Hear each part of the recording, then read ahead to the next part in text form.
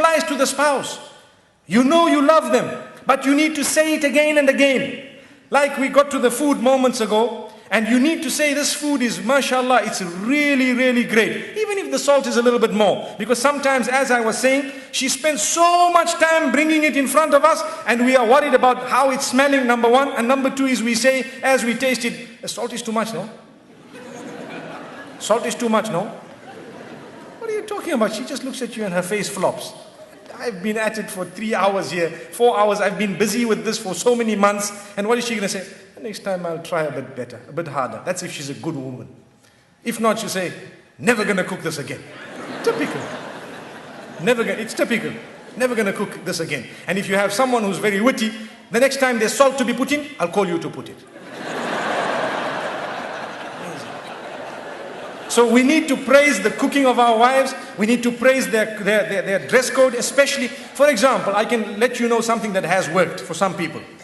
Where you find some women, they don't like to dress appropriately. So the husband sometimes wants to tell them something. There are 2-3 ways of doing it. You can either say, this is very bad, I don't want you to wear this. And you might have a response. But if you want a response from the heart, what you do is, you tell them, the other dress looked much better than this. You see, so you are praising one thing, and that praise is not there when the other thing is there.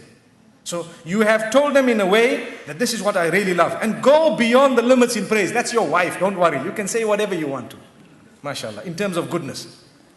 Like the food, when you eat, even if it is a little bit this way, that way, just praise it, MashaAllah. See what it is. Praise the effort at least, MashaAllah, Let me tell you what has happened once. The Imam in the masjid said, you need to praise the cooking of your wife, just like I said now. So the man went home and he had this meal and he was looking at it and looking at his wife and smiling and all happy, mashallah, and excited and everything. And when he finished, he says, oh, it was awesome. And the wife says, what? I've been cooking for you for 21 years. You never said that. Today when the food came from the neighbor, you want to say it was awesome.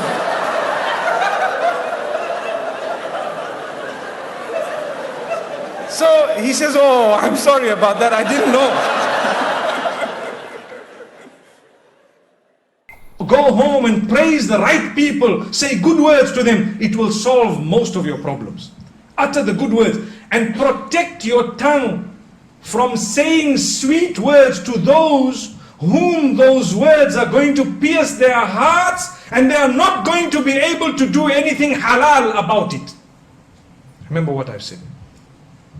What's the point of going to someone whom you know already that you've already got your quota of 4 wives, mashallah. So you're sitting and you're happy. And you go to someone else and you tell them, oh, I love you, you're so beautiful, you're so nice. And oh, wow, nobody's told me that before. Wow, so lovely, and so on. Is there any form of halal outcome of those statements? They said, today we went and we were told to come out and utter good words. So my darling, here's the best of words. Oh, you're gorgeous, and so on. Believe me, who are you talking to? If you are uttering those beautiful words to a person whom they will be processed through in a way that they will want to do something about it which will never be halal, in that case we are sinning. Remember that. Like the man, they say the one man, and this is also a story that I've heard very recently.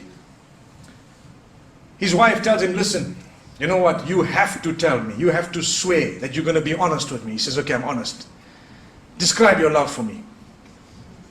So the man says, he thinks for a moment and he says, you know what? You are like my SIM card, I'm like the phone, Without you, I'm nothing. You know that. Wow. So the woman goes back so happy and delighted. Wow, I'm so happy. It's the sweetest, most romantic thing I've ever heard. Imagine, without a SIM card, what is a phone? How many of us have phones? No SIM card. Can you have a phone, no SIM card? You have a SIM card. So then he walks out, and as he's walking out, he said, and she's saying, wow, most romantic word I've ever heard. He says, she doesn't know my phone has a quad SIM. Allah protect us. What a dirty mind. What a dirty mind. But this is the problem with us today. We want to utter words that just soothe people's minds when we don't really mean them sometimes. Why would he have spoken about a dual sim or a quad sim if he was sincere? He wouldn't even have uttered that.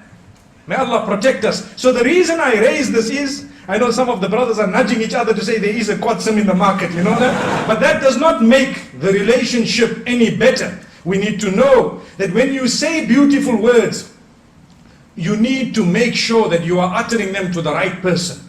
And you need to make sure you are not being hypocritical by the will of Allah subhanahu wa ta'ala. For your spouse, it's an act of worship to utter words to make them smile, to make them feel desired, to make them feel they are the most important people in the world. There will come a time when you too will feel that definitely they are the most important people in this world.